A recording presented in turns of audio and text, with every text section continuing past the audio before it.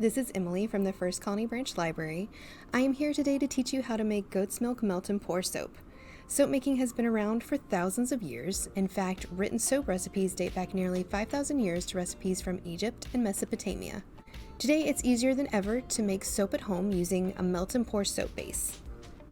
Soap bases are convenient because you do not have to work directly with lye. Lye is the ingredient in the soap making process necessary for creating the chemical reaction that causes saponification, the conversion of oils, fats, and liquids into soap. Working with lye requires a number of safety measures, including working in a well-ventilated room and wearing rubber gloves and safety goggles. By using a soap base, the saponification process is already complete, so you can just melt the base, customize it, and pour it into molds. However, if you do want to make your own soap base, you can find recipes for goat's milk and other types of soap on the library's Hobbies and Crafts Reference Center database. We also have a variety of books on soap making available in the library's catalog. There are many types of melt and pour soaps available, like shea butter, cocoa butter, coconut, and aloe. But I tend to use goat's milk soap because it has been said to be gentle for those with sensitive skin, so I can share my soaps with my friends and family without worry. To make this soap, you will need some soap molds and goat's milk melt and pour soap base, which you can find at any craft store.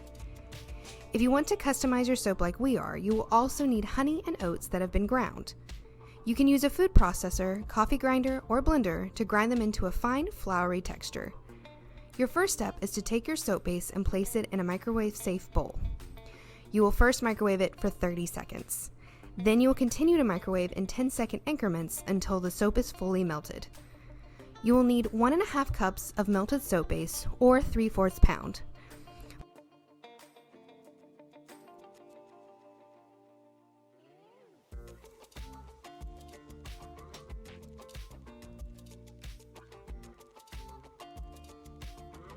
Once melted, you will add a cup of the oatmeal into the melted soap base, then add 4 tablespoons of honey and mix it well.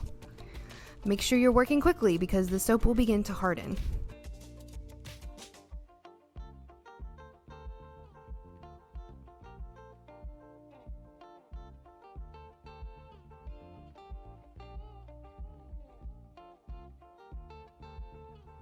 Pour your melted soap mixture carefully into your molds. I'm using some fun silicone soap molds I had on hand.